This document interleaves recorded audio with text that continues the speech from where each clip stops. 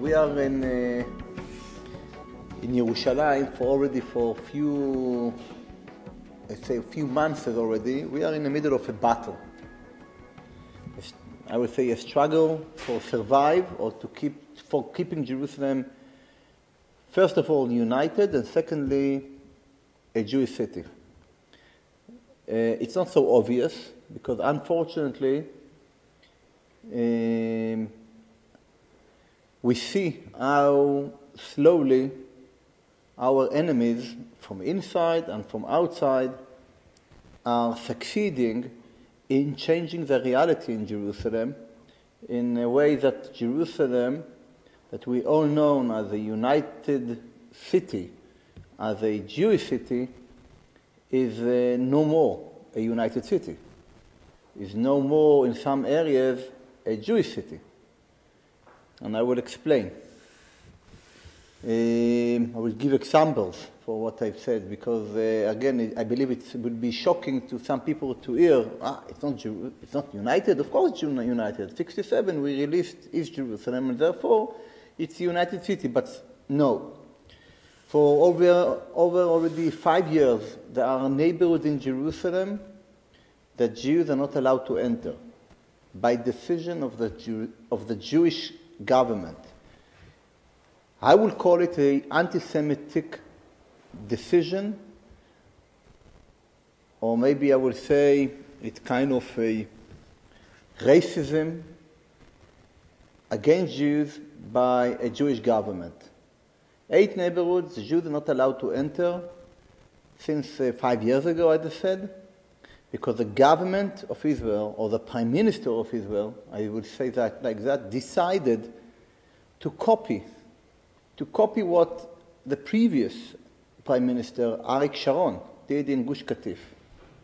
Not to negotiate with the Arabs, not to talk, but to do, without negotiation, to do what he thinks is good for Israel and to the Jews.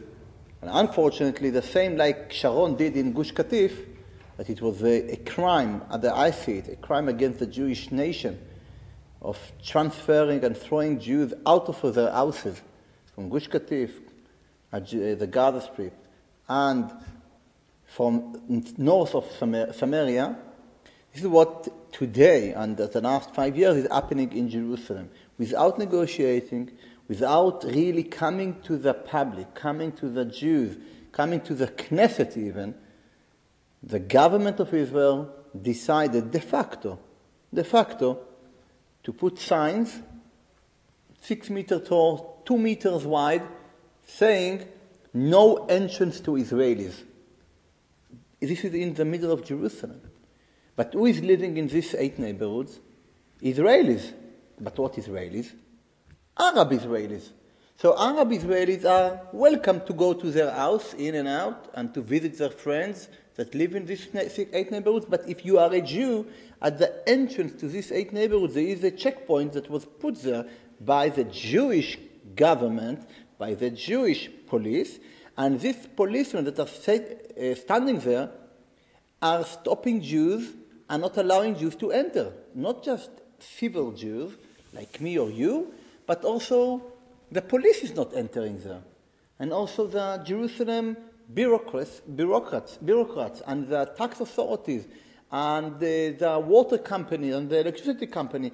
No Jews are entered there in any level, and no kind of Israeli sovereignty Israeli authorities are entering to these 8 neighborhoods. And did you hear something about that? Did you read about it in somewhere in New York Daily or in a Jewish press or in Jewish Week or in Energy or in Ynet? No, you didn't hear. The sad story is that when we dealt with Gush Katif before this crime happened, and Jews were thrown out from their houses by the Israeli IDF, the Israeli army, there were demonstrations all over. Even in the States there were demonstrations against it. This is about Gush Katif. north of Samaria. But about Jerusalem? Silence. And this is why I'm here in Jerusalem, in New York. This is why I went to Toronto, Montreal. I'm going to New Jersey tomorrow. I'm going to London after that. People need to wake up. Because it's starting with 8 neighborhoods, and I'm telling you it will continue to another 8 neighborhoods, and then when we maybe wake up after the next 8, the Prime Minister Netanyahu will say, hello, what do you care? Look, these 8 neighborhoods are Judenrein, clean from Jews already for 5 years. It didn't disturb you. So what? To continue. Now you know that. You before didn't know that. So what is different? It's changed your life? It's disturbed you in some way? No. And after 8 neighborhoods, it will be another piece from here, piece from there, and we will end back. Maybe we will have the Kotel. Maybe. I'm not sure. And if we will have the Kotel, so it will be so dangerous to get to the Kotel because we're surrounded exactly like it was before 48. So it's not United City anymore, unfortunately. And we need to do everything we could to bring it back, 6 years back, before it will be more, because then it will be really, really difficult and dangerous even to do a reverse, to make a reverse in the situation in East Jerusalem. And because of this situation of 8 neighborhoods that are Judenrein, clean from Jews, no police, no army, nothing there, this is why we see at the last few months a increasing in the terrorism in Jerusalem. Because, and by the way, you see and you read, the last terrorist attacks were not in East Jerusalem. Were in Central Jerusalem. Were in Western Jerusalem. Why is that? Because from the way that the Arabs see that, East Jerusalem is already done. It's in their pockets already. Now it's the next stage. Not anymore Mount of Olives. Look, don't misunderstand me. Also in East Jerusalem we have daily, every day, attacks against Jews. Every day. My house was attacked this Sunday, Monday, the day after that, the bus to my house was attacked, was stoned. My house was with Molotov bottles this Sunday, 10 o'clock at 10:30 in the middle of the day. They're not afraid anymore from the police. The Arabs are not afraid from the police. They know nothing will happen because they will come with Molotov bottle, but police will not shoot him, this terrorist. Why? Because the policeman is afraid that he will be arrested. So the Arabs now went into a next stage of the battle on the rest of Jerusalem. So people ask me, what can we do? What can we do? The police, the government of Israel brought another 1,000 policemen to Jerusalem. 1,000 policemen. They brought special police units. And it's not working. At the month November, last November 2014, 570 attacks against Jews in Jerusalem. It's calculated. It's 16 attacks a day against Jews in Jerusalem. This is what is reported. I believe there is at least another 10 that are not reported. Because people gave up. They don't trust the police. So they don't even report and put complaint. At October, it was 630. At September, it was 690 attacks against Jews. It's more than 30 attacks a day. And silence. Nobody said nothing about it. Not in Israel, not in the diaspora and the Jewish community, nothing. And we cannot accept it. At January 2013, almost 2 years ago, the numbers were just 68 in 1 month. Just 68, meaning more than 2 attacks a day against Jews in Jerusalem. And because we were silent and we didn't do nothing, I tried, but the police didn't do nothing, didn't act. The government didn't do nothing, didn't act. Because we didn't stop it then when it was just 2 attacks a day or 3 attacks a day, today we are facing 30, 20, 15 attacks every day. And if we will not change the policy of our dealing with the Arabs in Jerusalem, another year we will be happy that it's just 570. Because we will face more than thousands of attacks. And also the attacks will be much more, I would say, serious and cruel ones. Not anymore just stones. And also stones can kill. Not anymore Molotov bottles. It will be using weapon. It will be using bombs. It will be also, we will see, as we saw at the last attack, not last, but the attack in Har Nof, in the synagogue, that first time we saw a signs of the ISIS in Jerusalem. That we over the time said it will happen, it's just a matter of time. The idea of coming into synagogue and to use the butcher knife, this is something that is a symbol for the first steps or fingerprint of ISIS in Jerusalem. Exactly like ISIS went to, in Iraq, in Baghdad, went to, in Fallujah, to the mosques of the Shia, in the middle of the Shia's praise in the mosque in Iraq. This is what the 2 guys did in Har Nof. And using this butcher knife, it's exactly what we see every few months or weeks that the ISIS is doing to Western hostage. And what are we doing? Nothing. You look at the police, the Israeli police in Israel, in Jerusalem. Did they change their way of attitude to the police, to the terrorists? No. The best example I give people is, look at Jerusalem, a city of 830,000 people living in Jerusalem today. There are 18 police stations in all of Jerusalem. 18.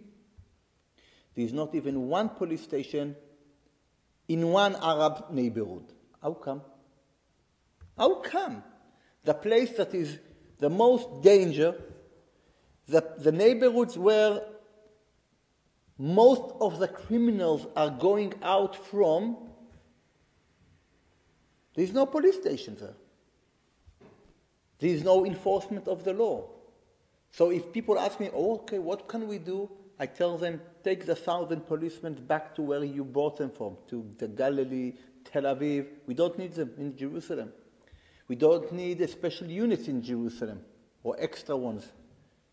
We have enough. But just give the policemen that are based in regular days, that are based in Jerusalem, give them the green light to behave like policemen. And this means I want to see policemen that are checking license, car license, driving license every day in East Jerusalem like they do in Western Jerusalem and central of Jerusalem. I want to see policemen enforcing all the laws of Israel, tax law, building law, business law, environmental law. All the laws need to be enforced every day, 24/7, like you did in West and Central Jerusalem, do it also in the east of the city. By doing that, the message to the population in East Jerusalem will be a message that we are here and we are planning to stay here. Because today the message is that we are not here and we are not thinking even to get back here to Eastern Jerusalem. And because of that, it's encouraging these terrorists to do more and more acts because they see it's working. They are getting good results from their point of view. So this is about that, what's the situation today. Another issue is, what can we do? What people living in Jerusalem can do, and what people living in the diaspora can do. And the answer for that is to start being more active. Active in a way to ask questions of politicians, to ask the politicians the right question and to demand answers. Jerusalem is not belong just to the Israelis. Jerusalem not belong just to the people living in Jerusalem. When we pray every day, 3 times a day at least, and we eat bread, we are mentioning Yerushalayim. If we live in Moscow, if we live in Johannesburg, or if we live in Quebec, and also if we live in Jerusalem. We're mentioning Jerusalem, and it's because of that, I hope people understand what they are mentioning. It's not just they say, and they don't think what they say. They really believe that we want to see Bonei Yerushalayim Hashem every day. And what are we doing for Binyan Yerushalayim? Because today Yerushalayim is not being built. Jerusalem is being demolished in our own hands.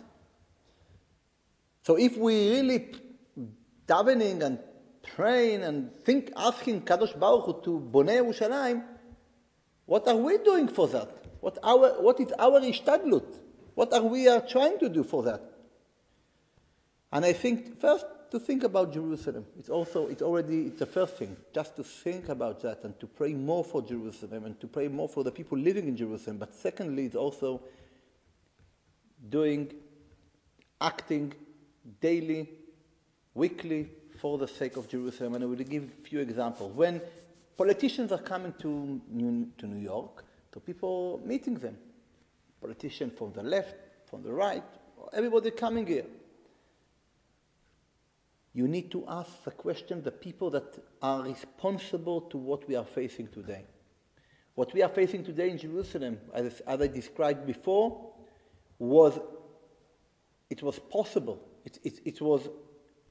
This reality is a reality because some politicians that are today in the government, that we consider them as right-wing, allowed it to happen. And they didn't stop it. They are members in the Likud party, they are members in the Jewish House party. By sitting in the government and be quiet and not do anything against what is happening in Jerusalem, you are becoming a part of this, and you are responsible for dividing Jerusalem, exactly like Netanyahu that decided to divide Jerusalem. And this was a decision that he gave a few years ago. So if politicians are coming here, they need to be asked the questions. Every politician is talking about Jerusalem, so ask him. Why Jerusalem is not building? Why there is a freezing in Jerusalem? Still, there is a freeze. Jews are not allowed to build in Jerusalem. Arabs are allowed to build legal and illegal. How much they want, they build. And when they build illegal, we are not touching it. The illegal buildings. Why? Because Benjamin Netanyahu is not allowing the municipality that I am a member in the municipality council, and I'm telling you there are today hundreds of orders from the court and also from the mayor that are being signed and are ready to be fulfilled today. And not even one of them will be fulfilled today and will be implemented, meaning no house will be demolished because of one person. And this is Benjamin Netanyahu, that is not allowing to demolish houses to Arabs. For Jews, welcome. Welcome. We need to enforce the law. So we will enforce the law just on the Jews. Against the Muslims, God forbid. God forbid. So the Arabs are building as much as they want. Illegal. They get permits. And illegal.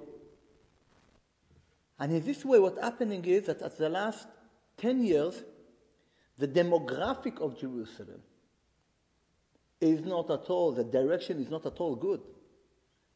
If we will continue at the same level, the same direction, at 2030, another 15 years, there will be 50% Arabs living, 50% of the population of Jerusalem will be Arabs.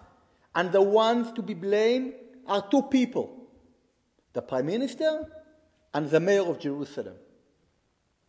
Because what they are doing by, from one hand, not allowing Jews to build and allowing Arabs to build as much as they want, and from the other hand, not enforcing the law against the illegal building that the Arabs are building, what's happening is that the cost of living, the cost of buildings or apartments in East Jerusalem is almost 40% less than the same apartment, same size, than in West Jerusalem. Meaning, just in numbers, if you want to buy today a new apartment of about 100 square meters, it will cost you roughly the minimum in West Jerusalem, in the Jewish areas, 1.2, 1.3 million shekel. The same apartment exactly, with the same contractors, with the same standard of building. In East Jerusalem, it will be 8,000, 800,000, 900,000.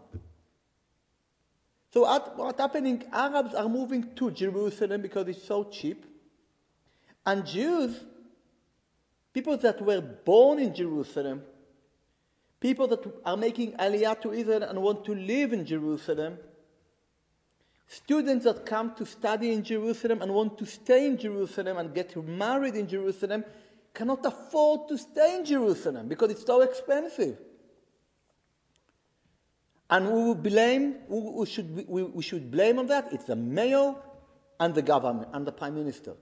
And in the prime minister and the government, it's every minister that was helping the government or helping the prime minister to fulfill his vision of dividing Jerusalem. He is to be blamed exactly like the prime minister. And in the municipality, the same. The same. 2 months ago, the mayor of Jerusalem, Nir Barkat, approved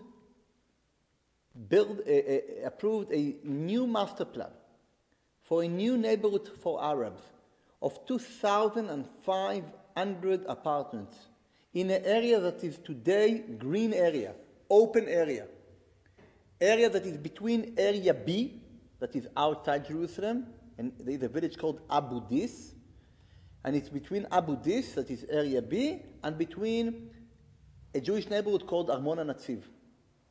This green belt was planned to be green belt in order to keep a gap, that we will have kind of a gap between Jerusalem building area to the areas that are built that are outside Jerusalem. So the mayor of Jerusalem 2 months ago pushed and approved a new plan to this green area, that this green area will become a building area. When you read the goals of the architect of this plan, an Arab architect, his name is Sinan Abdelkader, so he's writing the fifth goal of why he planned it the way he planned it.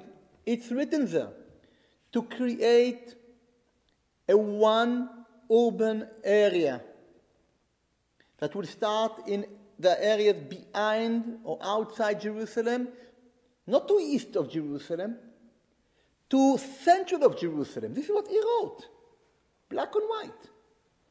And who paid this architect? Municipality. The municipality of Jerusalem paid for this dangerous plan.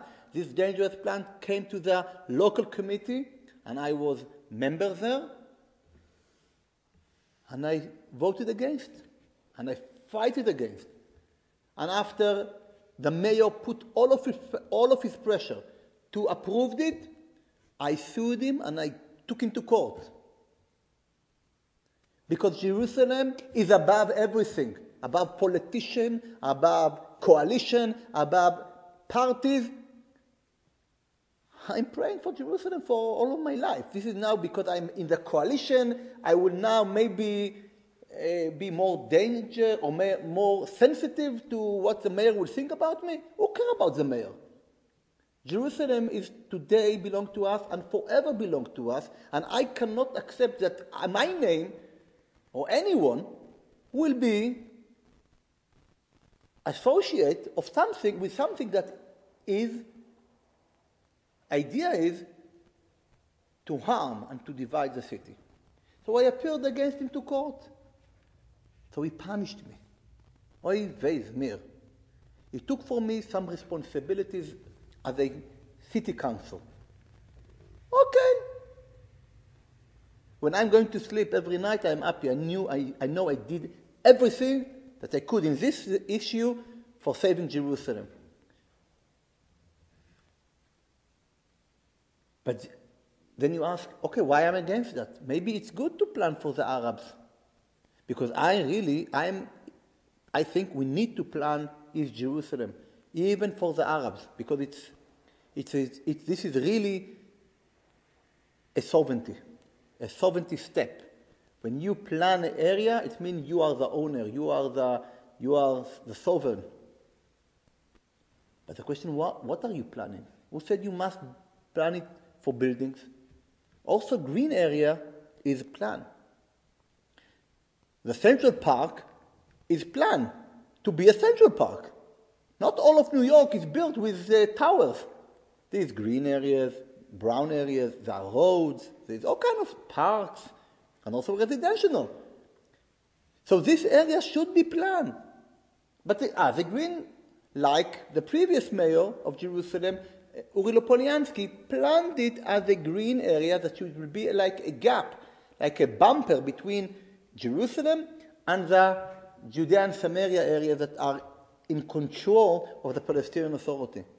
In order to not to have one urban area from the Palestinian Authority areas to central of town.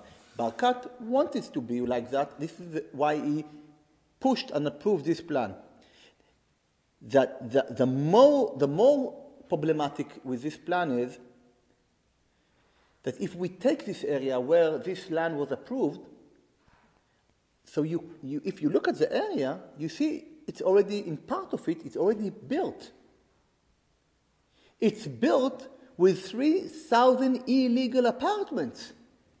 This green area, that is in the master plan, green area, there are already today 3,000 illegal Arab apartments. So I came to the mayor Barkat. I told him, Barkat, Mayor, if you want really to do something good to the Arabs, why just 2,500? Let's give them 3,000. But the one that they already built, we will make them legal. What? We will also, because according to his plans, the 3,000 are 3,000. Now, because they were criminals, because they built illegal, now, according to the mayor, they will get also a present, a bonus, another extra 2,500.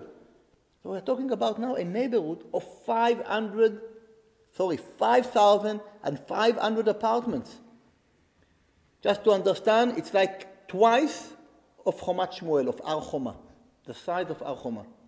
It's like 3 times the size of the neighborhood Ramat Shlomo, a Jewish neighborhood in Jerusalem. It's an enormous area. So we are in a battle today in front, not just with the Arabs that are trying to kill us, trying to disturb our life, but also, and I think it's much more difficult and much more danger for Jerusalem, is our battle in front of our brothers that are from inside trying to divide Jerusalem. Because with all the respect to any terrorist victim, when somebody is being murdered in any place in Jerusalem, because of this terrorist attack, Jerusalem will not be divided. This is not why Jerusalem will be divided. But Jerusalem will be divided and already started to be divided, not because of a terrorist attack, but because of a politicians that decided and passed all kinds of ideas and decisions that created already today de facto a new reality in Jerusalem that is very dangerous to the city. As a city council in Jerusalem, in Israel, a city council member in Israel is a volunteer. But I'm working also as I'm the founder and also today the head of the Israel Land Fund. Our organization, one of its goals is to fight against this motivation that we see that is coming from all kinds of politicians to divide the city. And how are we fighting it? In a few ways. One of them, by appealing to courts. Today I am in 7 lawsuits in courts, from local court to the Supreme Court, in order to fight against the government when the government or the municipality is acting against the law. And believe me, they are doing it a lot, many times. They think they are above the law.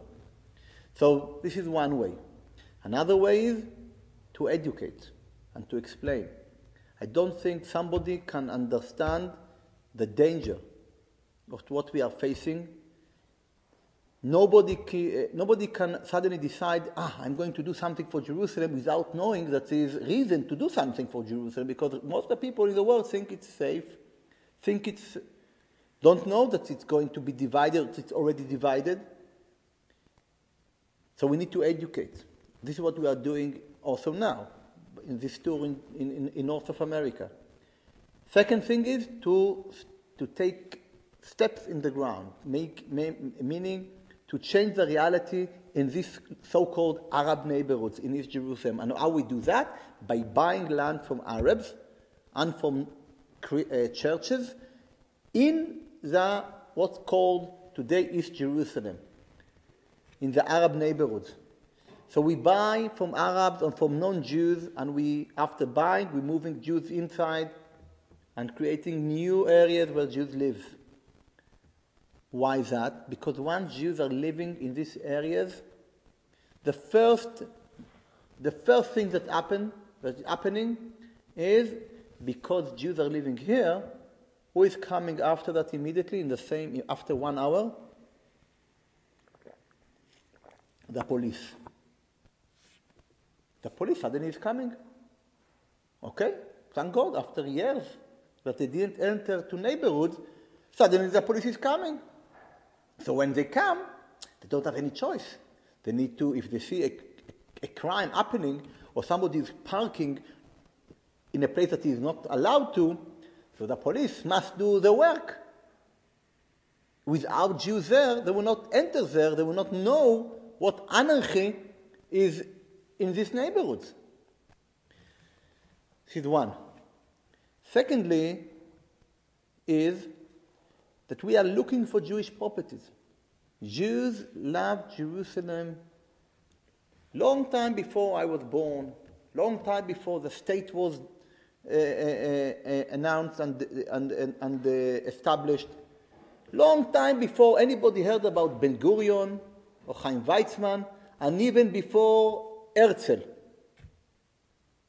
Jews are buying pieces of Jerusalem, land in Jerusalem, for generations, going back hundreds of years ago.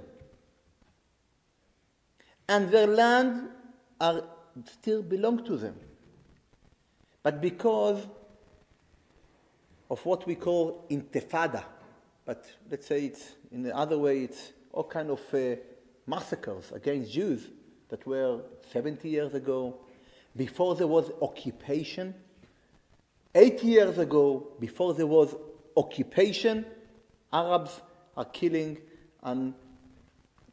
people, if they're killing even their brothers, and they kill Jews without occupation, with occupation. They are killing because it's part of their culture. to kill their enemies.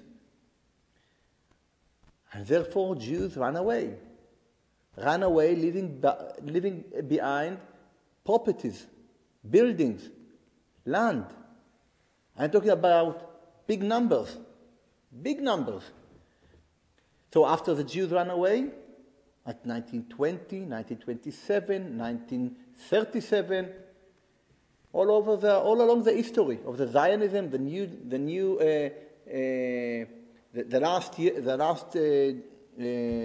century, in the beginning of the last century, when Jews bought, they ran away after Arabs killed them, leaving behind properties.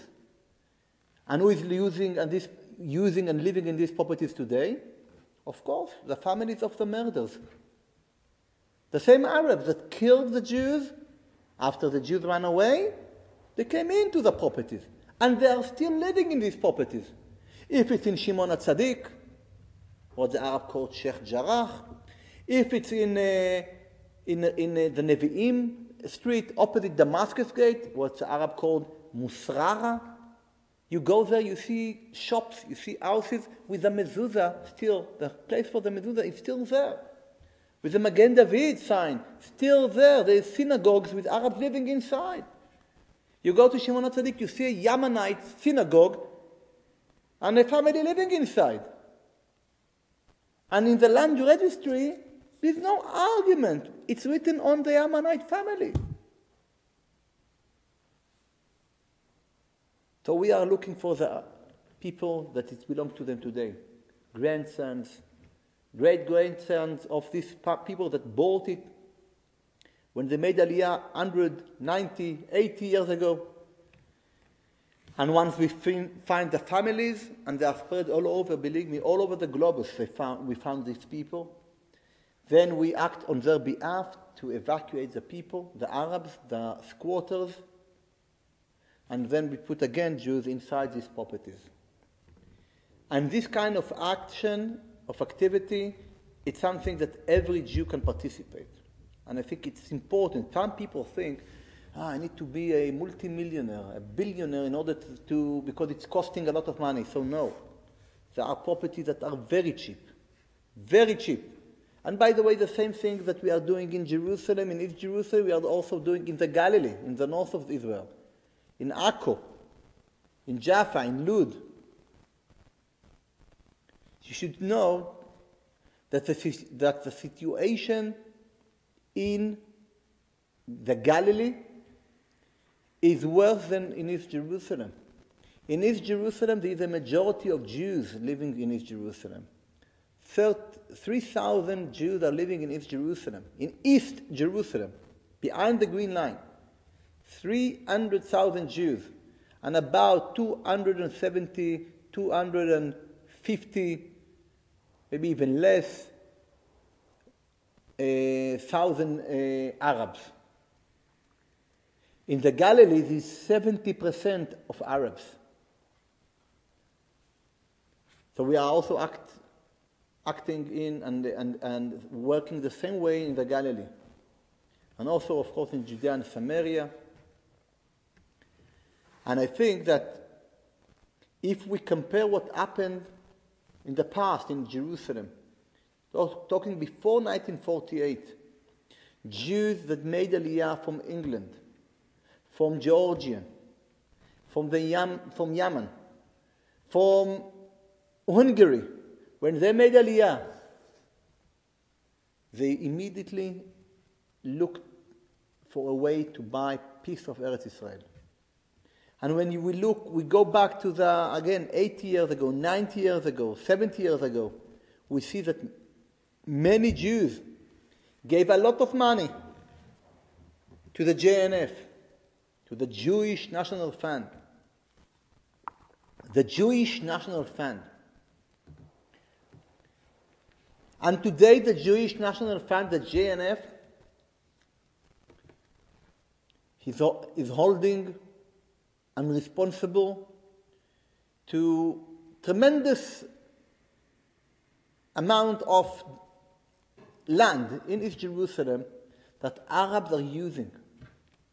Arab built on the JNF land hundreds of apartments, illegal apartments, on JNF land.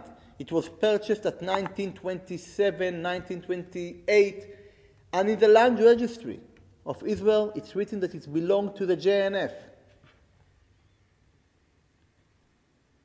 When I bought the pictures of these illegal apartments to the JNF, from the directors to the general director and to the general managers and the deputy chairmen and to the chairman of the JNF, I'm not talking about the one now, the previous one. I'm talking about the one now and the one before him and the one before him, like 10 years, 12 years already. I'm struggling with the JNF to take their land and to use it. Because if they will not use it, what happened and happening and will continue to happen, that the Arabs will continue stealing their land. So we have today, this land belongs to the JNF with Arab living there. We have even a mosque built on JNF land in Jerusalem. We have even, you will not believe me, but there are pictures. We have pictures. A monument for a terrorist on JNF land. Of course, it's illegal. The monument is illegal. The 700 apartments that were built there are illegal. The mosque is illegal. And the JNF, their answer to me was that it's sensitive. It's sensitive. It's not sensitive for them that the donors that gave the money to the JNF maybe are offended from that. Because my grandfather, living in Toronto, before 1948, gave money to the JNF. He gave it for one purpose. The purpose, it was written in the charter of the JNF. The charter is very simple, to buy land in the land of Israel for the Jewish nation, people that are living in Eretz Israel, for the future of the Jewish nation living in Eretz Israel. This is the charter of the JNF. Not to build buildings, not to pave roads, and not also to collect water to water reservoir. This is a mission that the government needs to do. This is what the government needs to do. This is why I'm paying taxes. JNF charter is to take care of the Jewish people. When a water reservoir is collecting water in the middle of the Negev, in south of Israel, who is using this water? The Bedouin. I don't know one Bedouin that donated to the JNF. I don't know. I really don't know. But when I tell them, Arabs are, and I'm bringing them pictures and aerial photos and the land registry, the taboo, the paper, the document that this land belongs to them is being squatted and being developed without permission, not from them and not from the municipality of Jerusalem, and Arabs are building their illegal buildings, and they are telling me it's sensitive, it's a political issue. Also, when the JNF started to act in Jerusalem before, I'm talking about 90 years ago, 80 years ago, it was also sensitive. The British didn't like it. But Berl Katzenelson did it. And Levi Eshkol did it. Because they knew this is what they need to do. This is why there is JNF. Today, unfortunately, JNF is being controlled by politicians, by all kinds of international Jewish organizations, that between Jerusalem and them, there is no connection. No connection. For them, Jerusalem, maybe it's a nightmare. And therefore, they don't care about these properties. More than that, I offered the JNF money for this land. I told them, if it's sensitive for you, I will find some donors that I know, that they will give you, they will do you a favor. They will take from you this headache. No. It's too sensitive.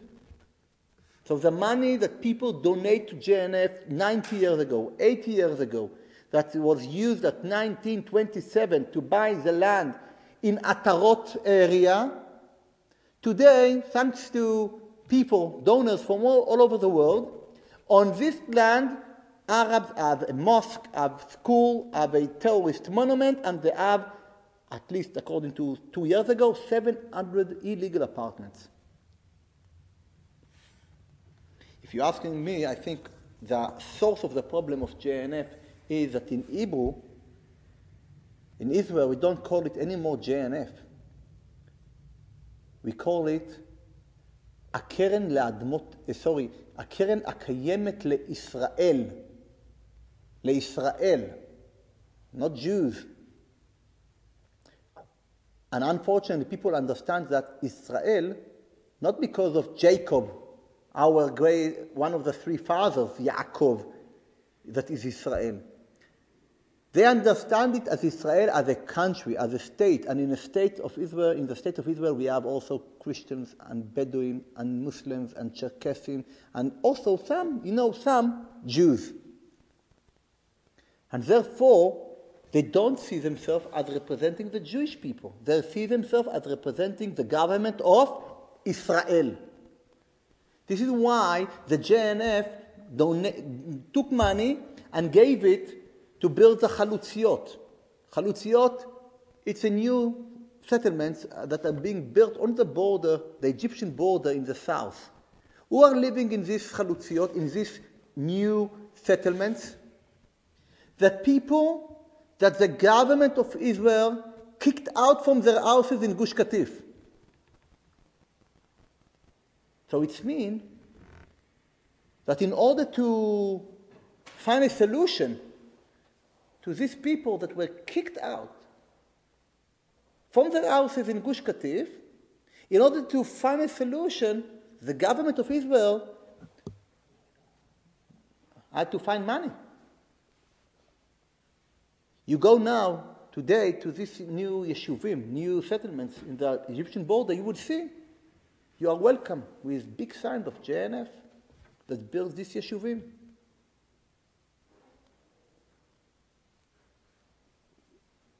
If the government of Israel want to make crimes, they should sponsor it from the taxes they take from me, not from donors, Jewish donors. I don't think that the Jewish donors that donated to JNF knew that their money is going to sponsor and to help the government of Israel to fulfill this decision, to implement this decision of transferring Jews from their houses from Gush Katif and north of Samaria. So the Jews should be participating and should be act in front of their politicians, and also by participating in their own way for saving Jerusalem and saving, I think, the future of Jerusalem will be the future of Israel. And I would say more than that, the future of Israel is the future of the Jewish nation. Everywhere these Jews will be affected immediately with what will happen in the future in Israel. And what will happen in the future of Israel will be affected, first of all, with what will happen in Jerusalem. And therefore, this is why I choose to run and to be, Baruch Hashem, to be elected to the Jerusalem City Council, knowing that even so I will be just a city council, few small things in the city council are affecting the future of the Jewish nation. The future of the Jewish nation. And as a Knesset member, I don't know what influence I can have, because I won from 120. If you are not a minister, your influence is very poor. By a city council in Jerusalem, every small thing you do is affecting dramatically the future of Jerusalem and therefore of Israel and the Jewish nation. And see why I also feel so, zchut, that I have the privilege to be a city council, because I see it as a mission. A mission, as it before, when we pray every day, we pray for God to see the temple be built. But the question is, what are we doing in order to see it happening in our days. It's written, the Chazal said that a generation that in his time the third temple is not built is being considered like the generations that in their time the first and the second temple were destroyed. Because it means that this generation didn't do enough. So I at least am doing the best that in our generation we will see it built. And I think it's possible to see Jerusalem built, to keep Jerusalem united. But it's starting from us, of each one of us here. Thank you for that, and I wish you all Chanukah Sameach, and we see the gvura, the courage, the ometz that the Maccabim had to fight the Greek, when they were so few in front of the strongest empire in those days, that we should, each one of us, think how we can be a small Maccabi, small part of the Maccabim. So first about the Regavim. Regavim, I know them personally, Bezalel Smotrich, Meir Deutsch, all of them, I know them personally. We are close friends even. We have a lot of things we do parallel, sometimes even doing together. They are not dealing with purchasing property. They are not dealing with locating Jewish property. What they are dealing is, I can say, completing the entire effort. There is other organization, by the way, but their expertise is to protect the state properties, state land, that are Arabs. The Arabs are stealing all over the country, from the Golan Heights to Eilat, all over. Arabs are stealing government land, belong to the Israel Land Administration, to the government. This is what they are focusing, mainly, I would say most of the time. And they have other, again, small things that are more close to what we are doing. But and in general, they are not so working in Jerusalem. They are working more mainly in Judea and Samaria, Negev, and the Galil. About Regavim. Secondly, about what you said, JNF, you're absolutely right. Absolutely right. The Christmas, I was last year shocked. I'm in the municipality of Jerusalem, and I get pictures from people from living in the Jewish quarter. They send me pictures of, you see, cars of the municipality downloading trees to give to the Christians for free. I was struck. This is what the city is doing. I didn't saw the city giving Chanukiah for people. I didn't saw that. I didn't saw the municipality giving, I don't know what, at Sukkot, Arbaat Haminim to the people. I don't know. But to the Christians we are giving. So I went to check that. I was mad about it. Then I asked, where the trees coming from? And as you said, exactly. The Jewish National Fund decided to give it to the Christians. You know, but I'll tell you something like that. This is nothing compared to something much more disturbing. I think in 2012, 2011 maybe, the Jewish National Fund gave 3,000 trees, plus, if I remember, 4 employees of the Jewish National Fund to consult and to assist the Palestinian Authority doing planning and building the Ru'abi, the city in Samaria. They are mad. They are totally mad. But you know what? They are not mad. We are mad. Allowing that to happen. We are the people that are insane. Allowing this to happen. And this is what we know. I believe there are other things that we don't know about. It was all over. What I said now, go into Rabbi Google, click, and you will see it. Ruabi and JNF. It was all over. I didn't find it, somebody else, and then I saw it. What's going on here? According to what was written then in the newspapers, JNF, people that are getting salaries from the JNF, that are responsible to develop of parks in Israel by the JNF, were given for free to the Palestinian Authority, our enemies. So this is that.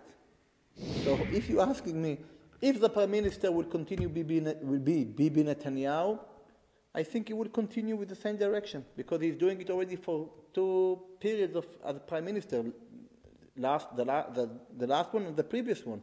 I think he will continue with the same direction. The question will be what the ministers that will be elected, what they will do. If it will be Netanyahu, and if there will be right-wing and religious ministers, the question is what they will do, not like the previous ministers that they are today in the government that didn't do nothing. Nothing. So I will not say nothing, because they really tried. They really tried. They tried like I tried when Barkat wanted to approve this plan for the Arabs. But when I tried and I didn't succeed to stop him, I took another step. I went to court. And the previous ministers in the government today, when they did not stop Bibi from fulfilling what I described as the last hour, for them what they tried to do was enough. And this is what I cannot accept. Sorry. There's no enough. There's no enough. I would say more than that. Even if the lawsuit that I appealed against the mayor, I will not win, I will continue fighting against it. I don't know why. I don't know how, but I will find ways. And so, related to your questions, I think there is a chance that things will change, but the question will be who will be the coalitions, the parties in the coalition. So we just need to wait. Yes.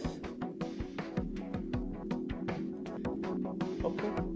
תודה רבה. Thank you for the...